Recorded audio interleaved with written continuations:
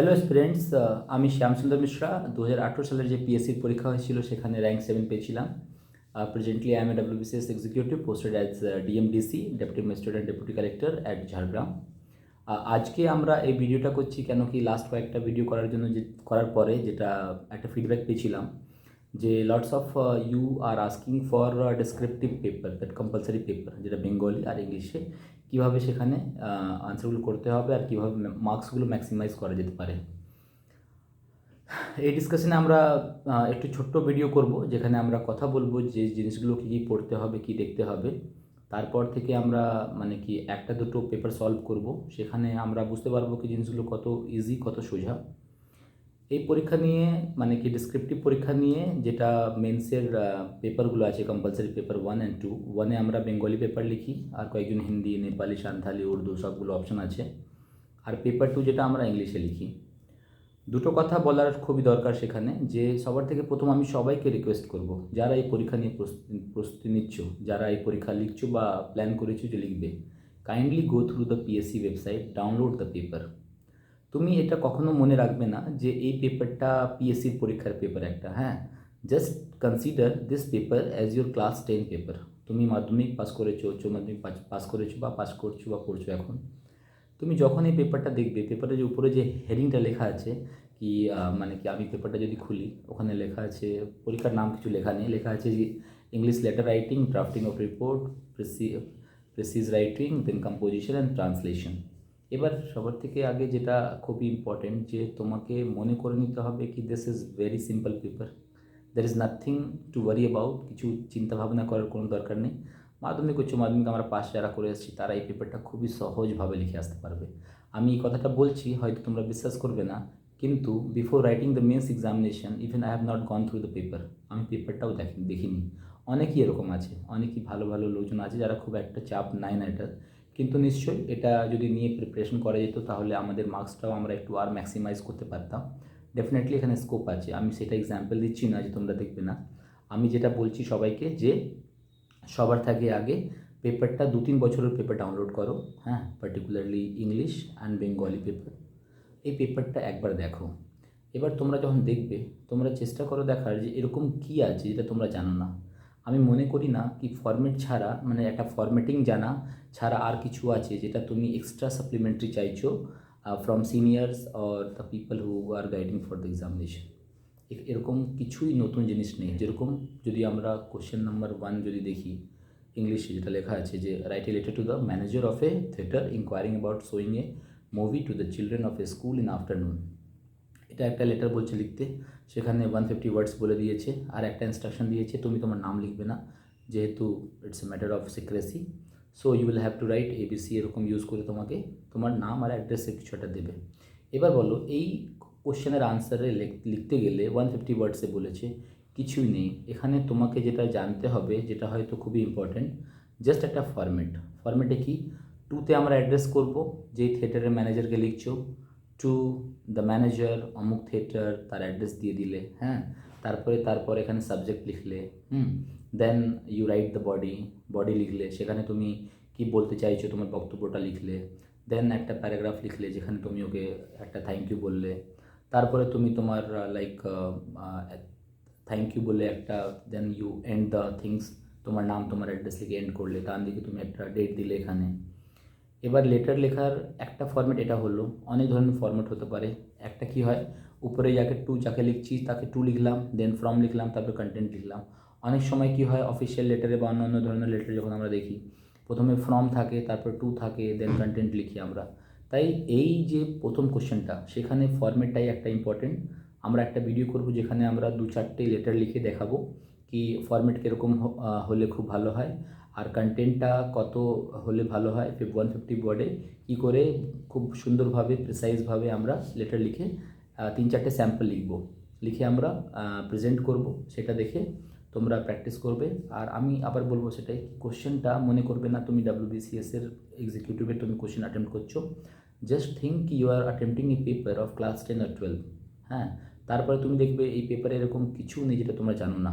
এবার কি করতে হবে, you know the things, now you will have to improve the quality. তোমাকে কোয়ালিটি পার্টে কাজ করতে হবে। কী করে? By choosing the right words, by choosing the right sentence, by choosing the simple meaning of things, সেভাবে তোমাকে প্রিপেয়ার করতে হবে। তারপরে ওর সাথে একটা অপশন আর দিয়েছে, মানে দুটো দিয়ে দেবে, 1 নম্বর কোশ্চেনে দুটো লেটার দিয়েছে, দুটোতে তোমাকে কোনো একটা লিখতে হবে, হ্যাঁ। তারপরে 2 নম্বর কোশ্চেন যেটা ছিল, draft a report on the poor condition of roads and public parks in your locality.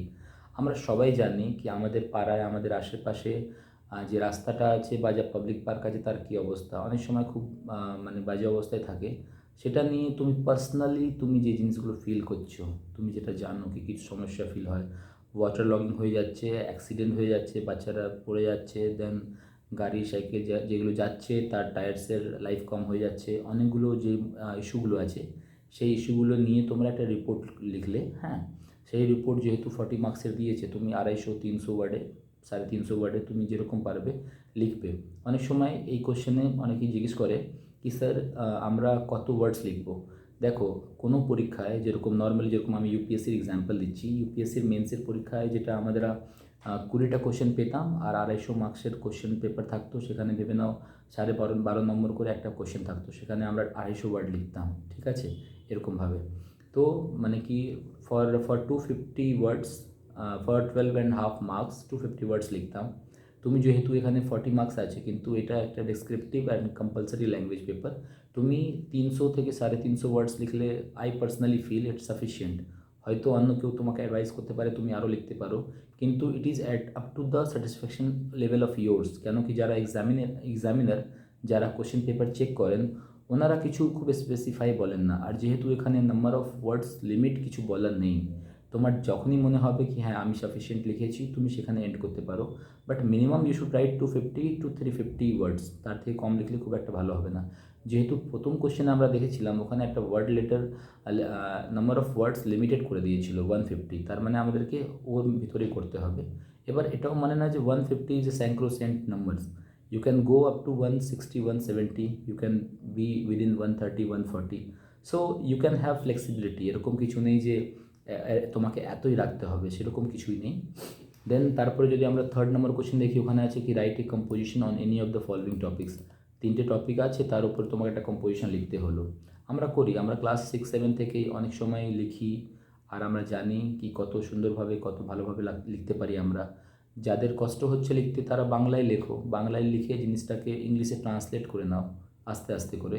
এটা প্র্যাকটিস করতে হবে, only through practice only you can learn. আর কী কী 2-3টে জিনিস করলে এটা ইজি হবে সেটা আমি এটা পেপারের এন্ডে বলবো। তারপরে কোশ্চেন নাম্বার 4-এ যেটা বলা আছে, এটা প্যাসেজ দেওয়া আছে, ওর প্রিসিজ লিখতে বলেছে। সেটা মানে কী হচ্ছে, ওটা একটা সামরি একটা তুমি লিখলে, এবার তার একটা টাইটেল, সুটেবল টাইটেল দিতে বলছে। তুমি যখন ওই প্রিসিজটা পড়বে, তুমি দেখবে তুমি কটা ইম্পর্টেন্ট গুরুত্বপূর্ণ তুমি ওয়ার্ডসগুলো পাবে, সেই ওয়ার্ডসগুলোকে আগে আন্ডারলাইন করো, মিনিমাম 3 টাইমস পড়বে ওখানে প্রিসিজটাকে। কেন কি ফার্স্ট টাইম পড়লে তুমি খুব একটা ভালো করে বুঝতে পারবে না কী জিনিসটা বলছে। তোমাকে কোর থিম বুঝতে হবে, কোর থিম কী আছে, সেই থিম বুঝে তোমাকে 3-4 লাইনে সেটা প্রিসিজ লিখতে হবে। আর তারপরে তোমাকে একটা সুন্দর সুটেবল টাইটেল দিতে হবে, তার মার্কস 5 মার্কসের সুটেবল টাইটেলের জন্য 5 মার্কস দেওয়া আছে, এটা করলে। তারপরে 5 নম্বরে যেটা আছে লাস্ট, যেটা আমাদের যে translate the following passage into English, সেটা আমরা বাচ্চাবেলা থেকে ক্লাস 6-7 থেকে আমরা করি, যে আমরা বাংলাকে ট্রান্সলেট করি ইংলিশে, আর ইংলিশকে আমরা বাংলায় ট্রান্সলেট করি। তাই আমি পার্সোনালি বলছি কি এই পেপারে এরকম কিচ্ছু নেই যেখানে তোমার কারো খুব একটা গাইডেন্স লাগবে। এই পেপারে যেটা খুবই গুরুত্বপূর্ণ দুটো জিনিস যেটা বলছি, প্রথম জিনিস হচ্ছে যে বেঙ্গলি তো অলরেডি তোমরা খুব ভালো করে জানো, আমরা পড়েছি। প্রথম জিনিসটা যেটা হচ্ছে যে ফর বেঙ্গলি, তো তোমরা সবাই জানো, সেখানে কিছু একটা খুব বলার নেই। ইংলিশ ক্ষেত্রে বলছি, দেখো আমরা জানি কি ইংলিশে 26টা লেটার্স আছে। তোমরা কি জানো তামিল ল্যাঙ্গুয়েজে কটা অ্যালফাবেটস আছে? তামিল ল্যাঙ্গুয়েজে 256 অ্যালফাবেটস আছে। Tamil is one of the toughest language in Indian continent. ভারতে সবার থেকে টাফ ল্যাঙ্গুয়েজ যদি তুমি কাউকে বলো, অনেকগুলো টাফ ল্যাঙ্গুয়েজগুলো হতে পারে, কিন্তু তামিলকে আমি টাফ বলছি যেহেতু তামিলে 256 অ্যালফাবেটস আছে, খুব বেশি করে আছে। আমাদের ইংলিশে 26টা অ্যালফাবেটস আছে। তাই ইংলিশ শেখার জন্য যেটা কোনো ভাষা যদি আমরা শিখতে চাই, ওটা লিখতে চাই, ওটা বলতে চাই, কী শিখতে হয় আমাদেরকে? তার গ্রামার পার্টটা খুব ভালো সুন্দর করে নিতে হয়। গ্রামার বলতে গেলে আমরা জানি ইংলিশে পার্টস অফ স্পিচ 8টা আছে, সেই 8টা জিনিস তোমাকে খুব সুন্দরভাবে প্রিপেয়ার করে নিতে হবে। দেন টেন্স করে নিতে হবে, প্যাসিভ ভয়েস, অ্যাক্টিভ ভয়েস, ওটা দেখে নিতে হবে। কয়েকটা ফ্রেজাল ভার্ব দেখে নিলে, আর কয়েকটা জিনিস দেখে নিলে, মানে বেসিক্যালি আমরা যে ক্লাস 7, 8, 9, 10 যতগুলো গ্রামারগুলো পড়ি, বেসিক্যালি তুমি যদি তোমার গ্রামার পার্টটা একটু প্রিপেয়ার করতে পারো, তাহলে দেখবে তোমার যে কমান্ড হচ্ছে ইংলিশের উপরে সেটা খুব ভালো হয়ে যাবে। তুমি রেগুলারলি একটা কোনো ইংলিশ পেপার, যেরকম টেলিগ্রাফ পড়লে বা দ্য টাইমস অফ ইন্ডিয়া পড়লে, কিছু একটা পড়ো, তারপরে আধ ঘন্টা বা 15 মিনিট একটা কোনো নিউজ চ্যানেল শোনো, মাঝে মাঝে উইকেন্ডে কোনো একটা ইংলিশ মুভি দেখো। দেখো, ইংলিশ একটা জাস্ট একটা ল্যাঙ্গুয়েজ, মানে যেরকম তোমরা পড়াশোনা করছো, আমাদেরও মনে পড়ছে কি আমরা যখন ক্লাস 5-এ ছিলাম প্রথমবার, তখন আমরা এবিসিডি পড়তে শিখেছিলাম। হ্যাঁ, আর তখন ধরে আমরা শুরু করেছিলাম ট্রান্সলেশন করতে করতে, আমরা 8-9-এ এসে আমরা ট্রান্সলেশন শুরু করেছিলাম। এখন তো যেরকম আমাদের nursery, senior KG, junior KG, আর মানে কি ক্লাস 1 অনেক আগে থেকে বাচ্চারা পড়তে শুরু করে দেয় খুব সুন্দরভাবে। তাই আমি মনে করি কি ইংলিশ খুবই একটা কঠিন জিনিস নয়। এটা একটা ল্যাঙ্গুয়েজ, এটা একটা লিটারেচার পেপার। তোমরা যদি একটু ফোকাস করো, একটু ভালো করে গ্রামার শেখার চেষ্টা করো, তাহলে আমি মনে করি 2-3 মাসে খুব সুন্দরভাবে ইংলিশ লিখতেও পারবে, ইংলিশ বলতেই পারবে, খুব একটা সমস্যা হবে না। তারপরে সেকেন্ড যেটা অ্যাডভাইস দিতে চাইছি সেটা হচ্ছে যে তুমি যখন এই পেপারগুলো লিখলে, মানে কি তুমি যেটা WBCS-এর যেটা পেপারগুলো এসেছে প্রিভিয়াস ইয়ারে, সেই পেপারগুলো তুমি সলভ করো। আর যখন তুমি সলভ করছো, তোমার যে আশেপাশে কোনো ফ্যাকাল্টি, স্কুলের টিচার বা কেউ সিনিয়র দাদা যেই হোক, কারো কাছে তুমি চেক করাও জিনিসটা। চেক করিয়ে ওখান থেকে ফিডব্যাক নাও, কোথায় কোথায় তুমি ইমপ্রুভমেন্ট করতে পারো। সেভাবে তুমি যখন নেক্সট লেটার লিখবে বা নেক্সট প্যারাগ্রাফ লিখবে বা ট্রান্সলেট করলে, তুমি সেখানে ফিডব্যাকটা পাবে, আর সেই ফিডব্যাকগুলো ইনক্লুড করো আর ইমপ্রুভ করো সেভাবে। একটা কথা আরও বলতে চাই এখানে, তুমি যদি কোনো একটা পেপার সলভ করলে, ভেবে নাও একটা কোনো প্রিসিজ লেখার ছিল বা কোনো একটা রিপোর্ট লেখার ছিল, তুমি নিজে একটা রিপোর্ট লেখো। হ্যাঁ, 2 ঘন্টার পরে তুমি তোমার লেখা রিপোর্টটাই তুমি নিজেই পড়ো। তুমি নিজেই পার্সোনালি ফিল করবে কি আমি অনেকগুলো পয়েন্ট যেটা আমি লিখতে পারতাম আমি লিখতে পারিনি। কেন কি হয়, যখন আমরা লিখছি তখন আমরা আমাদের সাবকনসিয়াস মাইন্ড থেকে জিনিসগুলো তুলে আমরা লিখে দিই। তাই আমাদের কনসিয়াস মাইন্ডটা খুব একটা কাজ করে না। Somehow we write it, somehow we finish it, আমরা শেষ করে ফেলি। তারপরে যখন তুমি ওই জিনিসটা নিয়ে দেখতে যাবে, যখন তুমি 2 ঘন্টার পরে যখন তুমি এটা রিড করবে, তখন তোমার কনসিয়াস মাইন্ড কাজ করে। তখন দেখবে তুমি নিজেই খুঁজে পাবে, আর তুমি এটা মনে রাখবে যে জাস্ট তুমি এটা তোমার লেখা নয়, কারো অন্যের লেখা। হ্যাঁ, সেটা ভেবে যখন তুমি পড়তে যাবে, তুমি নিজেই ওখানে হয়তো 2, 4, 5টা ভুল পার করতে পারবে। তুমি দেখবে কোনো টেন্স ভালো করে লেখা নেই, কোনো প্যাসিভ বা অ্যাক্টিভ ভয়েসে কিছু মিস্টেক আছে, কোনো গ্রামেটিক্যাল মিস্টেক আছে, কোনো প্রিপোজিশন হয়তো তুমি ভুল করেছো, কোনো কনজাংশন, কোনো ইন্ট্রোডাকশনগুলো হয়তো ভুল করেছো। সেরকম কয়েকটা ভুল তোমরা নিজেই পেয়ে যাবে ওখানে। হ্যাঁ, তাই তুমি নিজে লেখো, তোমার লেখাটা 2 ঘন্টা 3 ঘন্টার পরে 2-3 বার পড়ো, ওখানে যেগুলো আবার ভুল পাচ্ছ সেই ভুলগুলো রেকটিফাই করে আবার ফাইনাল ভার্জনটা লেখো। আর ফাইনাল ভার্জনটা লেখার পরে আশেপাশে যদি কোনো স্কুলের মাস্টারমশাই, কেউ ফ্যাকাল্টি, কেউ টিচার আছেন, কেউ দাদা আছে, কেউ দিদি আছে চেনাশোনার, ওনাকে দেখিয়ে একটু ক্রস চেক করিয়ে নাও। ওনারা যেটা ইনপুট দেবেন সেই ইনপুট নিয়ে আবার নেক্সট টাইম যখন তুমি সেরকম সেই টপিকে বা কোনো অন্য টপিকে কিছু লিখছো, চেষ্টা করো সেই জিনিসগুলোকে ইনক্লুড করার জন্য। ঠিক আছে, এভাবে প্রিপেয়ার করলে আমি পার্সোনালি মনে করি যে কম্পালসারি পেপারে যেটা ইংলিশ 200 নম্বরের আর বাংলা যেটা 200 নম্বরের, সেটা খুব ইজিলি, খুব ভালোভাবে প্রিপেয়ার করা যেতে পারে। সেখানে খুব একটা কোনো চাপ নেবার দরকার নেই। বরঞ্চ আমি মনে করি যে অন্য টেকনিক্যাল পার্ট যেগুলো আছে, polity, economy, history, geography, science, ecology, current affairs, maths, GI, সেই পার্টে তোমার এফর্ট লাগাতে হবে একটু বেশি করে। এই পার্টটা তুমি একটু ভালো করে কোশ্চেন পেপার সলভ করে এই পার্টটাকে কনসেন্ট্রেট করে নাও আর চেষ্টা করো এখানে ভালো স্কোর করার। কেন কি, এখানে তুমি তোমার স্কোরটা খুব ভালো করে ম্যাক্সিমাইজ করতে পারো, খুব ভালো মার্কস আনতে পারো। আর এখানে যে ভালো মার্কস নিয়ে আসবে, সেই মার্কসটা তোমায় কোথায় হেল্প করতে পারে, ভেবে নাও কেউ রেভিনিউ সার্ভিস পাচ্ছ, তাহলে এখানে যদি তুমি একটু মার্কস মানে ভালো করে নিয়ে আসো, হয়তো তুমি এক্সিকিউটিভ পেয়ে গেলে। হ্যাঁ, তাই তোমার সার্ভিস পাওয়ার জন্য হয়তো তুমি ভালো মার্কস পেলে তুমি কোয়ালিফাই করলে পরীক্ষা, কিন্তু আমাদের গ্রুপের সার্ভিসে অনেকগুলো সার্ভিস আছে, এইখানে ভালো মার্কস তুললে হয়তো তোমাকে একটু হেল্প করে নেবে, তোমার চয়েস অফ সার্ভিস তোমার পেতে তোমার খুব হেল্পফুল হবে এটা। হ্যাঁ, তাই তোমরা ভালো করে প্রিপারেশন নাও।